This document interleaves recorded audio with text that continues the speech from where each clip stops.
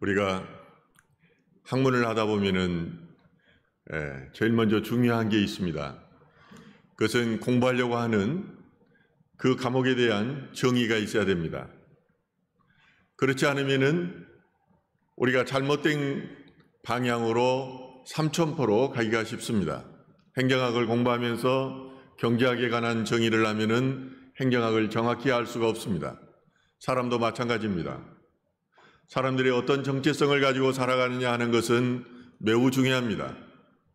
가령 우리가 살아가면서 하나님의 자녀라고 생각하며 사는 인간과 사람의 자녀라고 생각하면서 사는 그런 두 가지 부류는 전혀 다른 결론으로 다가가게 된다는 것입니다. 하나님의 자녀라는 생각을 가지고 사는 사람은 내세를 믿습니다. 영혼의 존재를 믿습니다. 그럴 뿐만 아니라 이것을 믿기 때문에, 천국을 믿기 때문에 말씀대로 살아가게 되는 것입니다. 그러므로 그 과정 또한 향기로울 수밖에 없습니다. 그러나 하나님의 자녀라고 생각하며 사는 사람들은 이 땅에 죽음으로 모든 것이 끝난다고 생각합니다. 그러므로 이 땅을 살아갈 때의 그 과정 또한 향기롭지가 않습니다.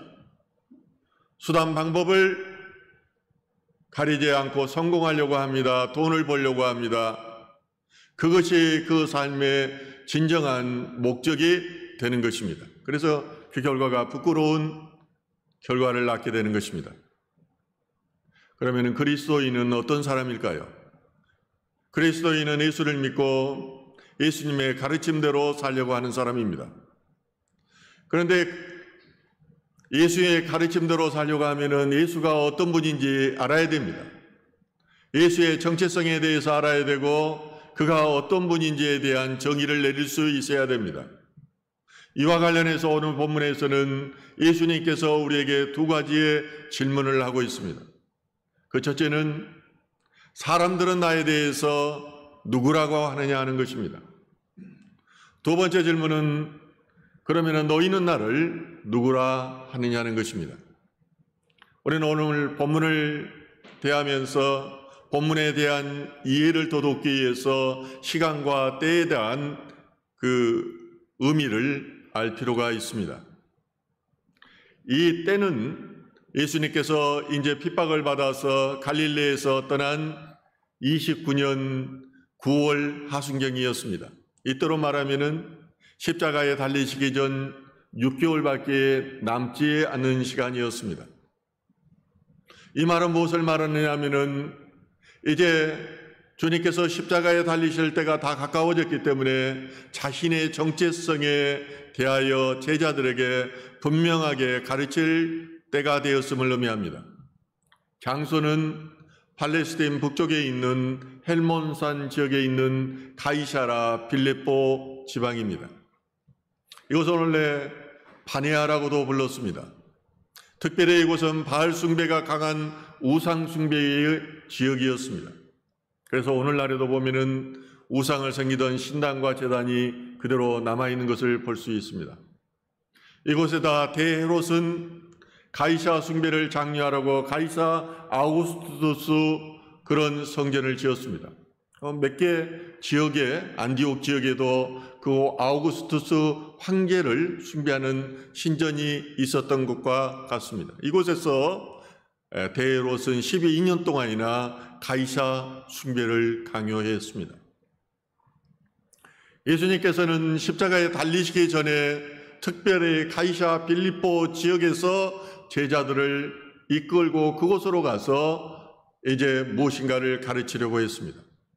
예수님께서는 제자들에게 우상으로 가득 찬 그 자리에서 자신의 정체성에 대하여 말해주고 싶었던 것입니다. 그러므로 제자를 향해서 두 가지 질문을 합니다. 사람들은 나를 누구라고 하느냐? 이 질문에 대해서 제자들은 예수님에 대한 나쁜 평판에 대해서는 이야기하지 않습니다. 가장 좋은 평판에 대해서만 이야기합니다. 가령해서 예수님은 포도주를 좋아하고 먹기를 즐기며 세리라 죄인과 함께한다는 그런 비난의 목소리들은 전하지를 않습니다.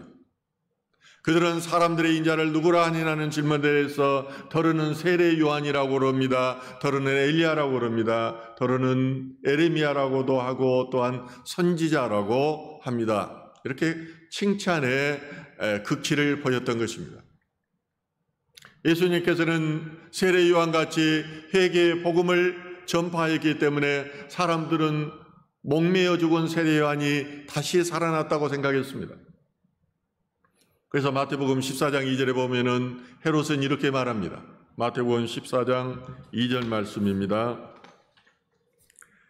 그 신하들에게 이르되 이는 세례 요한이라. 그가 죽은 자 가운데서 살아났으니 그러므로 이런 능력이 그 속에서 역사하는도다 하더라. 또한 예수님께서는 매우 큰 능력을 나타내셨습니다. 기적을 나타내기도 했습니다. 그러므로 엘리야라고 여겨지기도 했습니다. 말라기서 4장 5절에는 메시아가 오시기 전에 엘리야가 오셔 나타날 것이라고 예언하고 있습니다. 또한 사람들은 예수께서 백성들에 대한 자비의 심정으로 여러 번 우셨음을 기억하고 있습니다. 그러므로 이 눈물의 선지자였던 에레미야로 간주하기도 했습니다. 마지막으로 사람들은 선지자 중에 한 사람이라고 생각했습니다. 모세와 같은 선지자로 보았던 것입니다. 그런데 이런 주장들이 성도님들이 생각하기에 타당하다고 생각하십니까? 아니면은 이 주장의 합이 예수님의 정체성을 나타낸다고 생각하십니까? 예수님이 3년 동안의 공생애를 정리하는 시간임에서도 불구하고 제자들이 보는, 유대인들이 보는 예수님에 대한 관점은 심각한 오류가 있었습니다. 그것이 무엇일까요? 예수님은 하나님이셨는데 사람의 아들로 봤다는 것입니다. 예수님의 신성을 인정하지 않았다는 것입니다. 문제는 우리가 예수님을 믿는다고 하면서도 예수님을 체험하지 못하고 인격적인 만남이 없으면은 예수님을 이런 사람 중, 이런 선지자 중에 한 사람으로 잘못 판단하는 오류를 범하게 됩니다. 제가 목이 메이도록 예수 생명을 외쳐도 교회 밖에서는 세상 사랑으로 살아가게 되는 것입니다. 아무리 우상 숭배를 하지 말라고 말하여도 밖에 나가서는 우상에 젖어서 교회에 나오는 경우가 허다합니다. 이것은 예수 그리스도에 대한 정체성이 제대로 되어 있지 않기 때문입니다. 그러므로 제가 성도님들이 불편하는 것을 알지만은 제가 이렇게 마치 어떤 때는 책망하는 것처럼 소리를 내어서 말씀을 전할 수밖에 없는 것도 바로 이런 이유 때문입니다. 에레미야에게, 에스겔에게 하나님께서 너희가 그들의 죄를 말하지 않고 그들에게 말씀을 제대로 전하지 않으면 너희가 그 책망을 받을 것이라고 말씀하셨기 때문입니다. 또한 에레미야에게 말씀하십니다. 추수할 때가 지나고 여름이 다하였으나 너희는 구원을 얻지 못한다. 너희들이 정말로 회개하고 예수 그리스도에 대한 정체성을 바로 알지 못하고 하나님 나라에 대해서 알지 못하면 너희가 구원에서 멀어질 수 있다는 것입니다. 그러므로 주님께로 돌아와 구원의 반열에 들어야 됩니다. 그러므로 우리는 죄에 대해서도 민감해질 뿐만 아니라 그리고 예수 그리스도에 대해서도 분명히 알고 경외함을 가지고 말씀에 대해야 하는 것입니다. 예수님은 자신에 대한 사람들의 평가에 대해서 아무런 대꾸를 하지 않습니다. 그리고 이제는 이렇게 묻습니다. 그러면 너희는 나를 누구라 하느냐? 우리는 세상을 살아갈 때에 정말로 사람들이 나에 대한 관심보다 예수 그리스도에 대한 관심보다 타인에 대한 관심과 말을 하는 경우가 많습니다. 나는 401호에 살면서 403호, 405호에 대해서만 계속 이야기합니다. 그러다가 집에 돌아오면 공허합니다. 자기의 속마음을 드러내지 않고 남의 이야기만 하고 정치 이야기만 하다가 허망하게 돌아오는 것이 우리들의 삶의 모습이기도 합니다. 세상 사람들이 나에 대해서 그렇게 말을 하지만은 너희들이 보는 나는 누구인가라고 묻고 있는 것입니다. 이 물음은 영원한 질문입니다. 어느 시대에서나 이 물음은 인간이 대답해야 될 중요한 질문인 것입니다. 따라서 이 질문은 오늘날 이 자리에 있는 우리 모두에게 던져지는 질문이기도 합니다. 너희는 나를 누구라 하느냐? 이 물음에 올바로 대답하는 것이 삶의 능력으로 나타납니다. 이 물음에 올바로 대답하는 것이 바른 삶의 비결인 것입니다. 왜냐하면 나쁜 믿음은 나쁜 결과를 낳고 바른 믿음은 바른 성품과 바른 행동을 낳기 때문입니다.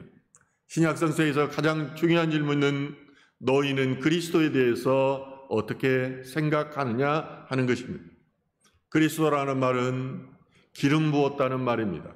당시에는 왕과 제사장, 선지자에게 기름 부음을 주었습니다. 예언자는 어떤 사람입니까? 깬 사람입니다. 하나님의 영에 대해서 깨어있는 사람입니다. 왕은 어떤 사람입니까? 큰 사람입니다. 나라를 통치하는 사람입니다. 제사장은 어떤 사람입니까? 영이 살아있는 사람입니다. 우리가 그렇게 볼 때 그리스도는 깨고 크고 산 사람인 것입니다. 그러므로 하나님의 부르심을 받은 왕 같은 제사장인 우리 자신들도 이 그리스도처럼 깨어 있어야 되고 또한 산 사람으로, 큰 사람으로 살아가야 하는 것입니다. 오늘날 기독교가 우리 민족과 역사 앞에서 참으로 할 일이 많습니다. 국내 선교뿐만 아니라 해외 선교도 해야 됩니다. 직장 선교와 일터 선교도 해야 됩니다. 그러면 우리 스스로가 그리스도 안에서 깨어 있어야 되고 말씀 안에서 살아 있어야 하며 이웃을 섬기는 큰 사람이 되어야 하는 것입니다. 중세 토마스 아퀴나스라는 유명한 신학자를 기억하실 것입니다. 이분이 신학대전이라는 수십 권의 책을 썼습니다. 그는 그것을 다 끝내지 못했을 때 예수님을 만났습니다. 그는 당시에 세계에서 제일의 성서학자였지만은 예수님을 만나고 나서 자기가 얼마나 부족한 사람인지 그것을 알았습니다. 그래서 내가 알고 있는 신학과 그리고 성경 지식은 다 거짓말이라고 그는 이렇게 신술하게 되는 것입니다. 그러므로 그는 더 책을 쓸 용기가 나지 않았습니다. 이처럼 예수님 안에 있는 신성을 발견하고 나면은 자신의 내면을 보게 되는 것입니다. 바다에서 물고기를 잡다가 예수의 신성을 발견한 베드로는 저는 죄인입니다. 제발 저를 떠나 주십시오. 이렇게 고백했던 것을 기억할 것입니다. 이제 충동적인 베드로가 예수의 너는 나를 누구라고 하느냐는 이 질문에 대해서 다시 말합니다. 주는 그리스도요 살아계신 하나님의 아들이십니다. 이 말은 나는 당신에게서 내가 추구하는 가치들을 발견했습니다.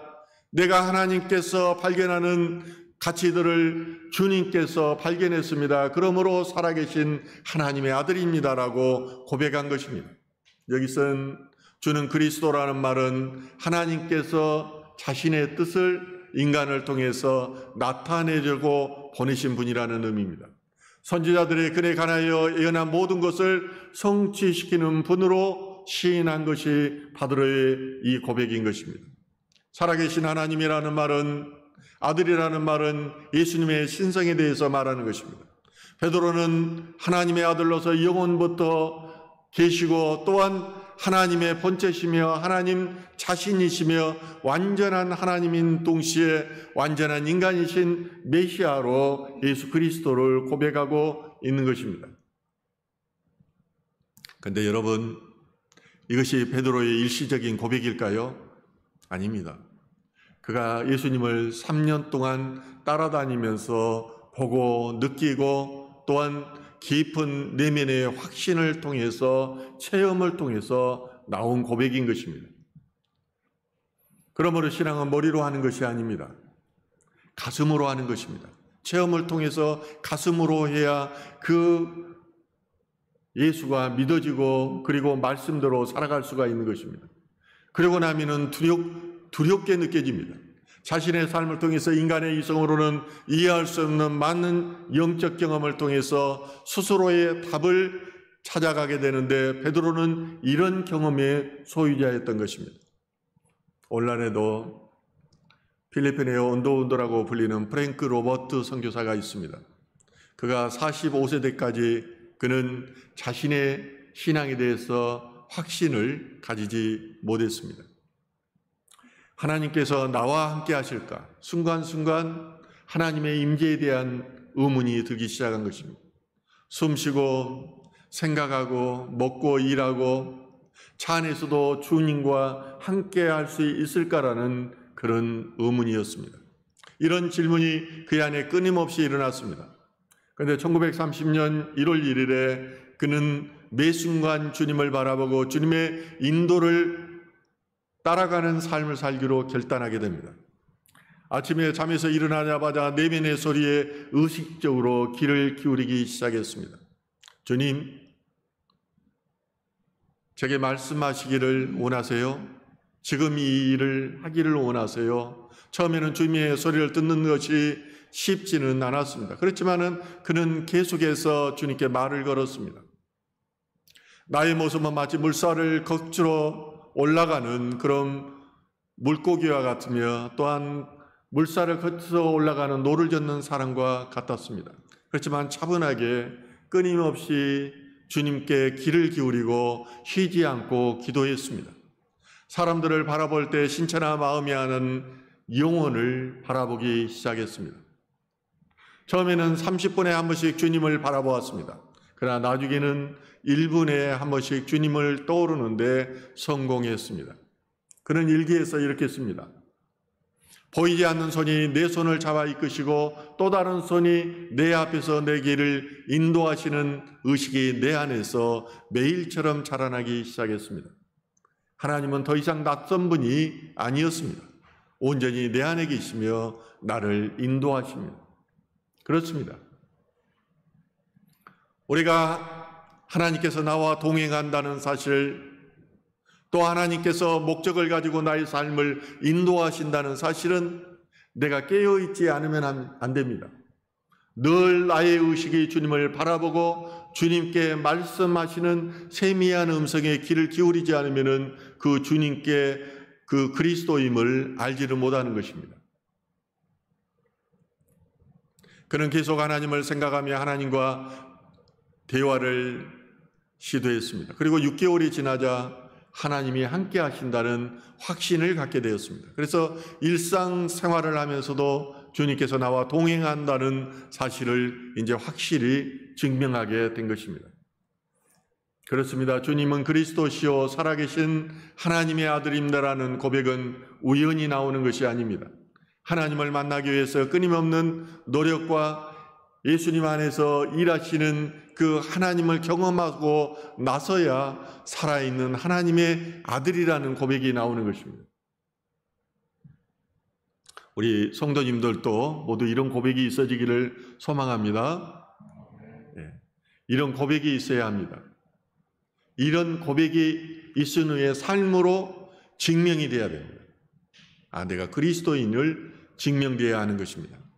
이런 고백 위에 사람들은 삶의 중심을 늘 그리스도에 둡니다. 무슨 일을 하든지 주님을 먼저 생각합니다. 주님께서 어떻게 생각할까? 주님께서는 지금 나에게 어떻게 말씀하실까? 그럴수록 하나님께서 내 안에 더욱 역동적으로 일하시는 것을 발견하게 되는 것입니다.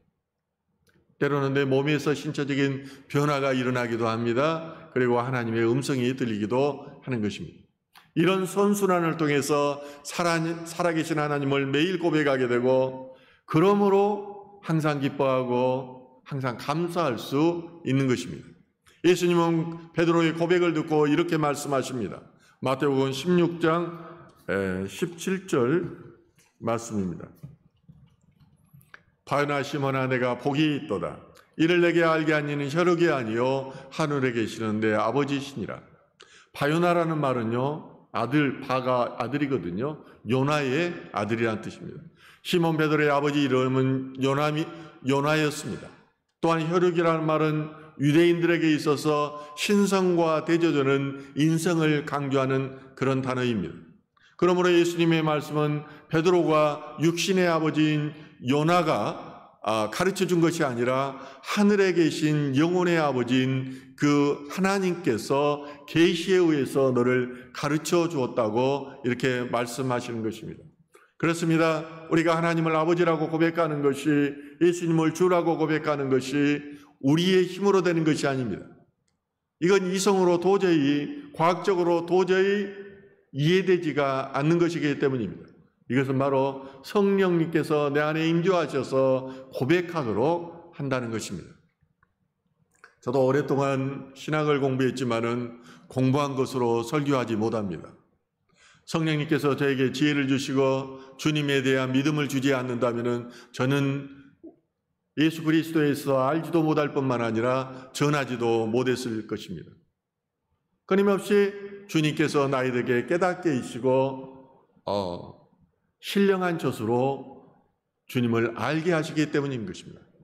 그러므로 예수를 아는 것은 하나님의 은혜입니다. 이 은혜가 아니면은 우리는 도저히 살아갈 수가 없는 것입니다. 또한 예수님께서는 시몬에게 베드로라는 새 이름을 줍니다. 이것은 반석이라는 의미를 가지고 있습니다. 주님은 이 반석 위에 교회를 세우셔서 음부의 권세가 이기지 못하게 하시겠다고 말씀하십니다. 오늘 18절에 그렇게 말씀하시죠. 또 내가 내게 이르노니 너는 베드로라. 내가 이 반석 위에 내 교회를 세우려니 음부의 권세가 이기지 못하리라. 이 말씀은 결코 베드로라는 한 사람을 통해서 교회를 세우시겠다는 것이 아닙니다. 베드로가 고백한 예수 그리스도에 대한 신앙 고백을 기초로 교회를 세우시겠다는 말씀인 것입니다. 그러므로 가톨릭에서 이 구절을 근거로 베드로를 초대 교황으로 삼았는데, 그리고 그를 신격화하는 것은 비성경적인 그런 행위라고 할 수가 있겠습니다. 이는 곧 이어서 그리스도를 고백한 베드로가 십자가의 죽음을 예고한 그 예수님으로부터 사단아 물러가라, 이런 책망을 듣는 것에서도 알 수가 있는 것입니다. 예수님께서는 특별히 베드로에게 내 교회라고 말씀하십니다. 내 교회 위에 라고 말씀하시는데, 이것은 예수님을 그리스도라고 고백하는 자들에 의해서 교회가 구성되었다는 것입니다. 이 고백을 하는 사람들의 모임, 이 고백 위에 부름을 받은 사람들의 모임이 바로 교회라는 뜻인 것입니다. 그런데 이 교회를 음부의 권세가 이기지 못한다고 말씀하십니다. 원문을 그대로 해석하면은 하데스의 문입니다. 음부의 권세는 하데스의 문을 의미합니다. 하데스는 성경에서 음부라고 해석됐는데 이는 죽은 자가 가는 곳이 하데스입니다. 신약에서 이 형벌의 장소로 하데스가 표현되기도 합니다. 성경에서 문은 권위와 힘을 상징합니다. 이런 의미에서 유대인들은 성읍의 문 있는 데서 중요한 재판을 하였을 뿐만 아니라 중요한 결정을 하였습니다. 그러므로 음부의 문은 죽음과 사단의 조직된 힘을 나타내는 말입니다. 예수 그리스도에 대한 신앙 고백 위에 세워진 교회는 당연히 사단의 사망 권세를 이기고 승리하게 된다는 것을 의미하는 것입니다. 따라서 음부의 권세는 다른 표현으로 하면은 지옥의 문입니다. 죽음의 권세를 의미합니다. 사단 마귀는 죽음을 가지고 권세를 행사하는데 이것을 교회가 이기게 된다는 것입니다. 저는 오늘 본문 말씀을 통해서 이제 교훈을 찾고자 합니다. 첫째로 주는 그리스도시요 살아계신 하나님의 아들이라는 베드로의 고백이 우리 모두의 고백이 되어야 됩니다. 살아있는 하나님을 매일 고백해야 됩니다. 눈으로 보아야 하는 것입니다. 이래야 신앙이 역동성이 있는 것입니다. 그러면은 하나님이 살아있는데 나는 어떻게 살아야 될 것인가? 나는 무엇을 할 것인가? 라는 그런 목적지향적인 삶을 살게 된다는 것입니다. 베드로의 이 고백은 스쳐 지나가는 관념적인 고백이 아니었습니다. 그의 고백은 예수님께서 부활 승천하신 후에 성령의 임재를 통해서 증명되었습니다. 스승의 죽음과 부활을 목격한 예수님의 제자들은 자신들의 갈릴리의 길들을 함께 걸었던 바로 그 예수님이 영원히 살아계신다는 것을 보았고 절대적으로 확신하게 되었던 것입니다. 말로만 들었던 생명 있는 분이 아니라 죽어서도 살아나셨고 살아나셔서 자신과 함께 하셨던 그 주님께서 다시 오신다는 것을 믿게 된 것입니다. 그러므로 베드로 고백이 더욱 굳건하게 세워졌습니다. 십자가의 주님이 달리셨을 때만 해도 미지근하였던 그 제자들의 신앙이 이제는 어떤 죽음의 두려움마저도 이길 수 있는 확실한 믿음의 사람들이 되었던 것입니다. 또한 베드로의 고백 위에 예수님께서는 천국 열쇠를 주시겠다고 말씀하십니다. 오늘 본문 19절 말씀에 이렇게 말씀하십니다. 내가 천국 열쇠를 내게 주리니 내가 땅에서 무엇이든지 매면 하늘에서도 매일 것이요 내가 땅에서 무엇이든지 풀면 하늘에서도 풀리리라. 사도행전에 보면요, 베드로가 예수님의 주신 천국 열쇠를 사용하여서 많은 사람들을 구원의 반열에 올리는 것을 볼 수 있습니다. 그 중에는 유다 백성들도 있었습니다. 사마리아인들도 있었습니다. 그리고 멀리서 온 이방인들도 있었습니다. 이들에게 천국 열쇠를 들어서 하늘문이 열게 하신 것입니다. 하나님의 영인 성령이 임하니 베드로가 설교할 때 하루에도 3,000명이 심합니다. 5,000명이 심하여서 그들이 천국문으로 들어가는 것을 보게 되는 것입니다. 그렇습니다. 하나님의 말씀은 1.1획도 틀림이 없습니다. 저는 그것을 경험하였기 때문에 자신 있게 말하는 것이고, 그렇기 때문에 자신 있게 자녀들에게도 너희가 하나님을 두려워하면서 하나님께 영광을 돌리는 삶을 살라고 말하는 것입니다.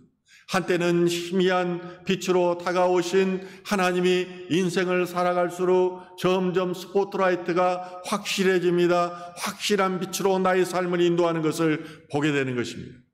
그러므로 우리는 어느 때나 어느 곳에 가든지 주는 그리스도시요 살아계신 하나님의 아들이라는 이 고백을 할 수가 있는 것입니다. 이 고백을 통하여 교회가 든든하게 세워지고 하나님의 나라가 땅끝까지 확장되어지는 것을 믿으시기 바랍니다. 두 번째로, 교회는 음부의 권세가 이기지를 못합니다. 이걸 믿어야 됩니다. 바꿔 말하면은 믿음 안에 들어가 있는 우리 성도들은 일시적인 고통과 고난이 있을지 모르지만은, 시험에 넘어질지 모르지만은, 궁극적으로 예수님이 십자가에 통해서 죽음을 이기신 것과 마찬가지로 고난을 통해서 고난을 이기고 결국은 천국의 소망을 가지고 승리한다는 것을 믿어야 됩니다. 사단 마귀는 예수님이 이 땅에 오신 이후로 하나님의 나라를 무너뜨리기 위해서 온갖 음모를 꾸미고 교회를 핍박했습니다. 주님을 광야에서 시험하셨을 뿐만 아니라 결국은 십자가에 달려 죽이시기까지 하였던 것입니다. 또한 오늘날에도 세상은 교회를 미워합니다. 세상은 교회를 공격하기도 합니다. 왜냐하면 교회는 세상 가치보다 하나님의 가치를 소중히 여기기 때문입니다. 세상 가치를 순종하고 세상 가치를 따라 산다면 사단의 나라에 속하기 때문에 그들은 공격하지 않을 것입니다. 그러나 주님을 그리스도요 살아계신 하나님의 아들이라고 고백하는 순간 내 안에서 영적인 전쟁이 일어납니다. 이 고백을 무력화하기 위해서 가족이 나를 공격하기도 합니다. 직장 동료들이 나를 공격하기도 합니다. 가장 가까운 사람들을 통해서 여러분들을 무너뜨리려고 할 것입니다. 사단 마귀는 주님을 십자가에 달리면 끝나는 줄 알았습니다. 마귀는 사망 권세를 가지고 그 권세를 행사하기 때문에 자신이 이겼다고 그렇게 생각했습니다. 그러나 예수님 안에는 영원한 생명이 있습니다. 이것이 우리를 천국으로 이끄는 영생의 생명인 것입니다. 이 생명은 사망 권세를 이길 힘을 가지고 있습니다. 이것은 하나님은 예수의 부활을 통해서 증명했습니다. 죽음을 이기고 부활했던 것입니다. 그러므로 부활하신 예수님께서는 로마의 장군들이 디토스 장군이 예루살렘의 승리를 이끌고 포로들을 이끌고 로마 퍼레이드를 하는 것과 마찬가지로 사단 마귀를 이끌고 이제 퍼레이드를 주님께서 하는 것입니다. 포승줄로 사단 마귀를 이끌고 이제 행진합니다. 또한 예수님께서는 지옥에 가서 복음을 전함으로 승리를 선포하셨습니다. 죽음의 문을 이기셨던 것입니다. 우리의 신앙은 이러한 믿음 가운데 굳건히 서야 됩니다. 비록 사단 마귀가 잠시 나를 이기는 것처럼 보이지만 하나님은 전능하신 분이고 마귀를 하나님을 가지고 노는 장난감으로 여기시는 분이라는 것을 알아야 합니다. 그렇지 않다면 어떻게 제가 경찰 출신인 저 자신이 다시 경찰청에 와서 경찰의 한 중심부에서 목회자로서 살아갈 수 있겠습니까? 예수님의 반석이신 교회는 결국은 승리하도록 결정되어 있습니다. 성경은 하데스의 문이 패배했다고 선포하고 있지 않습니다. 따라서 베드로의 신앙 고백 위에선 우리들은 우리의 형편이 어떠하든지 간에 어떤 문제들이 우리의 앞을 가로막을지라도 우리는 결코 좌절하지 말아야 됩니다. 하나님은 기묘자이십니다. 모사이십니다. 그렇기 때문에 하나님께서는 그 안에 0.001%의 가능성만 있으면은 이 가능성을 활용해서 놀라운 기묘자요 또 모사의 역할을 하는 것입니다. 그러므로 결국은 모든 방해 공작을 물리치고 우리를 천국으로 인도하시는 것입니다. 저는 고린도후서 5장 1절 말씀을 전함으로 오늘 설교를 마치려고 합니다. 고린도후서 5장 1절에서는 이렇게 말합니다. 만일 땅에 있는 우리의 장막집이 무너지면 하나님께서 지으신 집 곧 손으로 지은 것이 아니요 하늘에 있는 영원한 집이 우리에게 있는 줄 아느니라. 육신의 집이 장막집이지 않습니까? 우리 누구나가 장막의 집이 무너집니다. 그러면은 영원한 집이 준비되어 있습니다. 하늘의 집입니다. 천국입니다. 이런 소망 가운데 살아가는 우리들을 향해서 주님께서 지금 묻고 있습니다. 너희는 나를 누구로 하느냐? 이 물음에 대해서 실존적인 답을 하고 실존적인 삶의 자세를 가지는 저와 여러분 되시기를 주님의 이름으로 축원합니다.